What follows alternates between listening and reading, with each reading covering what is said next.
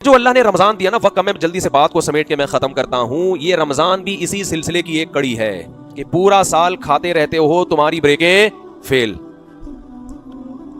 اللہ کہتے ہیں اپنی پیٹ کی ہر خواہش پوری کرو گے تو اس سے تمہارے اندر مزید خواہشات کے انڈے بچے جنم لیں گے. انسان کو سب سے زیادہ محبوب چیز بھوک کے وقت کھانا ہوتا ہے اور پیاس کے وقت پینا. اگر اللہ ہر خواہش چھڑواتے تو یہ حکم مشکل ہو جاتا. اللہ نے حکم دیا کہ خواہشات پہ کنٹرول کرنا سیکھو گے، خواہشات کا دائرہ محدود کرو گے تو تمہارے دلوں میں سکون پیدا ہوگا. جن لوگوں کی ہر خواہش پوری ہوتی ہے نا، ان میں خواہش کبھی پوری نہ ہو تو برداشت کی قوت رہتی نہیں ہے. اس سے وہ اسٹریس میں ڈپریشن میں جاتے ہیں. اللہ نے انسان کو ایسا بنایا ہے کہ جو قوت اس کی استعمال ہوتی ہے نا، وہ قوت بڑھتی ہے. یہ اللہ کی عادت ہے. اگر آپ کی بچپن سے ہر خواہش پوری ہو رہی ہے تو برداشت کی قوت استعمال ہو رہی ہے بھائی؟ بولو نہیں تو برداشت کیا ہو جائے گی؟ ختم. اگر بچپن میں ہر خواہش پوری نہیں ہوتی، کچھ پوری ہو رہی ہے، کچھ اگر کوئی بھی خواہش پوری نہیں ہو تو پھر نفس بغاوت کرتا ہے. سمجھ رہے ہیں نا؟ پھر بھی خطرناک ہے. پھر انسان معاشرے سے باغی ہو جاتا ہے، وہ بھی خطرناک. تو نہ تمام خواہشات پوری کرنی ہے اور نہ تمام خواہشات کو قربان کرنا ہے. کچھ خواہشات پوری کرنی ہے، کچھ پہ کیا کرنا ہے؟ بریک لگانا ہے. اب کون سی پوری کرنی ہے، کن خواہشات پہ بریک لگانا ہے، یہ فیصلہ ہم نے خود نہیں کرنا. یہ چارٹ جو ہے نا، اللہ نے ہمیں پہلے سے بنا کے دیا ہوا ہے. یہ اسلام کے پاس آپشن ہے. اسلام کے علاوہ کسی اور کے پاس یہ پیکیج نہیں ہے. وہ ہمیں اللہ نے پہلے سے ایک پیپر پہ لکھ کے دے دیا ہے، یہ پوری کر لو، یہ والی چھوڑ دو. ساری چھوڑو بھی نہیں، بغاوت پیدا ہوگی. یہ نعمتوں سے فائدہ نہیں اٹھا، خودکشیوں کی طرف جاؤ گے. اور ساری پوری بھی نہیں کرنی، اس سے تمہیں خوشیاں نہیں ملیں گی. تمہارا نفس پھول کے کپا ہو جائے گا. اس میں اتنا کولیسٹرول پیدا ہوگا کہ یہ ڈپریشن سے مر جائے گا. یہ تو اس لیے اللہ نے حکم دیا میں تمہیں ایک پیکج دے رہا ہوں، یہ والی پوری کر لو، یہ والی چھوڑ دو. تو بیلنس رہتا ہے انسان. جب آپ اپنی خواہشات کو لگام دیتے ہیں، روکتے ہیں، آپ میں برداشت کی قوت پیدا ہوتی ہے. ہوتے ہوتے ہوتے ہوتے وہ قوت اتنی اسٹرانگ ہو جاتی ہے کہ کسی وقت آپ کی کوئی بڑی خواہش بھی اگر پوری نہ ہو تو آپ پہلے سے اس غم کو برداشت کرنے کے لیے تیار ہوتے ہیں. ورنہ انسان ایسا بن جاتا ہے کہ اس میں برداشت کی صلاحیت ہی ختم ہو جاتی ہے. اور ایک وقت انسان کی زندگی میں برداشت کرتے کرتے ایسا آتا ہے، اتنا پاورفل ہوتا ہے کہ وہ غم پروف بن جاتا ہے. جیسے یعقوب علیہ السلام ساری زندگی غموں میں گزری، مگر ایک حرف بھی اللہ کا زبان سے شکایت کا نہیں آیا. اللہ کے بارے میں ایک حرف بھی نہیں آیا. تو ہمیں اپنی خواہشات پہ کنٹرول کرنا ہے. اس لیے نبی صلی اللہ علیہ وسلم نے اپنی خواہشات پہ کنٹرولنگ کا جو سب سے بہتر طریقہ بتایا وہ روزہ بتایا ہے. الصوم جنہ، فرمایا روزہ ڈھال ہے، روکتا ہے آپ کو. میں لوگوں سے کہتا ہوں جن سے گناہ نہیں چھوٹ رہے، روزے رکھنے کا اپنے آپ کو عادی بناؤ. دیکھو کیسے گناہ نہیں چھوٹیں گے. ہر وقت کھاتا ہے، ہر وقت زبان کی لذت ہے. دیکھو نا، صبح ناشتہ کر کے نکلیں گے آفس میں جا کے، پھر چائے، پھر 2 بسکٹ، پھر 1 گھنٹے بعد ان کو کچھ چاہیے.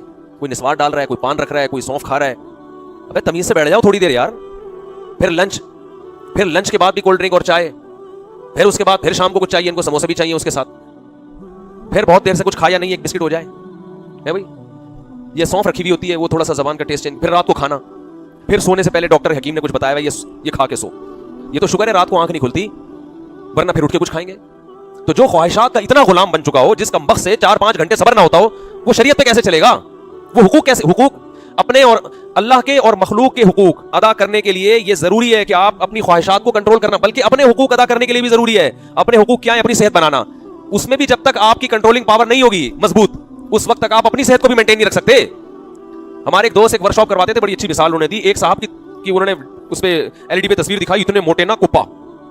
ان کو کسی کمپنی میں جاب لگ گئی، بڑی اچھی مینجمنٹ کی. بڑے خوش آ کے اپنے ابا کو بتایا کہ ابا میں اتنے لوگوں کو اب سنبھالوں گا نا.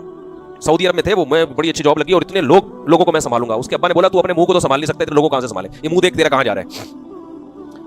بالکل صحیح کہا کہ بھائی تو اپنے منہ کو نہیں سنبھال سکتا، اپنی تون کو نہیں سنبھال سکتا، تو ہزاروں لوگوں کو کہاں سے سنبھالے گا؟ وہ دل پہ لے گئے. بعض دفعہ ابا کی نصیحت بیٹوں پہ اثر کر جاتی ہے، ورنہ عام طور پر ابا سے زیادہ فضول معذرت کے ساتھ بچوں کے لیے گھر میں کوئی شخصیت ہوتی نہیں ہے. بچوں کا خیال ہوتا ہے یہ کما کے کھلانے کی مشین ہے، اور خان سامہ معذرت کے ساتھ ہم نے گھر میں پالا ہوا ہے، ٹھیک ہے نا، جس کا کام ہے ہمیں چیزیں لا کے دینا، گیس بجلی کا بل دینا. چلتی بلتی آج کل ابا کی مارکیٹ میں بالکل بھی نہیں ہے، جو نئی نسل کی جو رپورٹیں ہمارے سامنے آ رہی. تو لہذا کسی آدمی پر باپ کی نصیحت اثر کر جائے تو میں کہتا ہوں اس کے ہاتھ پہ بہت ہو جاؤ. بہت نیک آدمی، ابا نے کچھ کہا اور اس کی سمجھ میں آ گیا. دوست سمجھائیں تو سمجھ میں آتا ہے، باپ کی نصیحت آج کل سمجھ میں ہی نہیں آ رہی. حالانکہ سب سے زیادہ تو احسان اس کے ہیں بھائی، تجربہ اس کا ہے. تو کہتے ہیں کہ مجھے میرے باس نے کہا، میرے ابا نے کہا کہ تو اپنا منہ تو سنبھال نہیں سکتا، تو کمپنی کیا سنبھالے گا؟ یہ دل پہ لے گئے. پھر انہوں نے اپنے اسکیجول دیکھا کہ میں کتنے برگر کھاتا ہوں، کتنے پراٹھے پھوڑتا ہوں، کتنی کولڈ ڈرنک.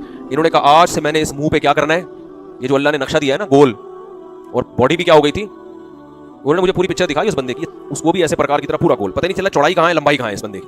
یوں کھڑا کر دو, کھوپڑی اٹھا کے یہاں فٹ کر دو تو بھی ٹھیک ہے, جس طرف سے دیکھو ٹوٹل سے بھی زیادہ ٹھیک ہے. تو خیر انہوں نے پھر ایکسرسائز شروع کی, کھانے پینے پہ کیا کیا, کنٹرول, پراٹھے مراٹھے چھوڑ دی, کنٹرول کیا کھانے پہ, اور اللہ کی قدرت کے 1 سال کے اندر اندر آدھے سے زیادہ مارکیٹ سے وہ شارٹ ہو گئے.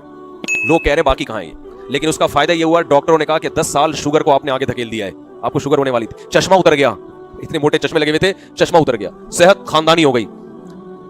تو اپنے حقوق ادا کرنے کے لیے بھی انسان کو اپنے نفس پہ کنٹرول کرنا پڑتا ہے. تو اللہ کے حقوق اور مخلوق کے حقوق کہاں سے ادا ہوں گے؟ سب سے زیادہ تو اپنا خیر خواہ ہوتا ہے.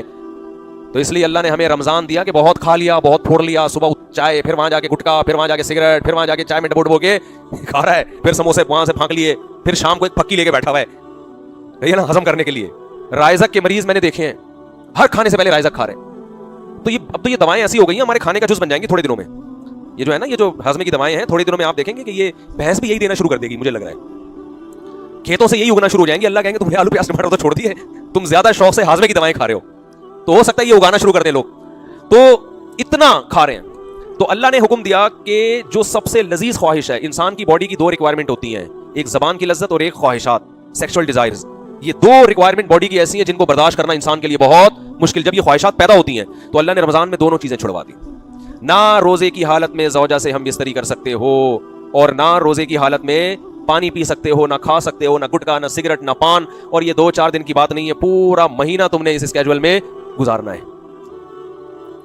تو اس کا بڑا مقصد کیا ہے؟ اپنی خواہشات کو کنٹرول کرنا سیکھو. لیکن ہم اتنے ڈھیٹ ہیں, ہم کہتے ہیں اللہ تو نے سحری سے لے کے افطاری تک چھڑوا دیا, افطاری کا ٹائم آنے دے, بس تو آنے دے خالی, ایسے آستی نے چڑھا, آنے دے خالی.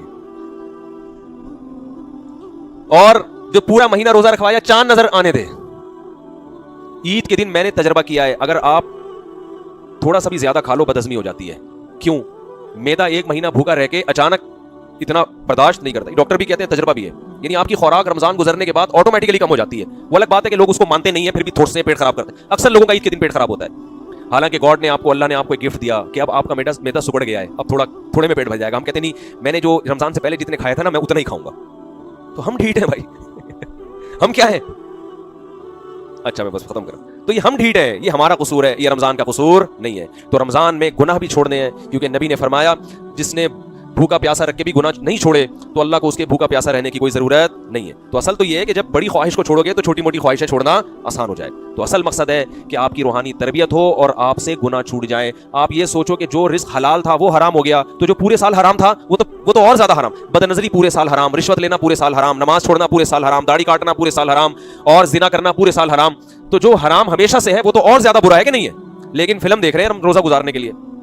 میں نے ایسے لوگ بھی دیکھے کہ روزہ نہیں گزر رہا تو فلم دیکھنے بیٹھ گئے. تو یہ کیا ہوا بھائی؟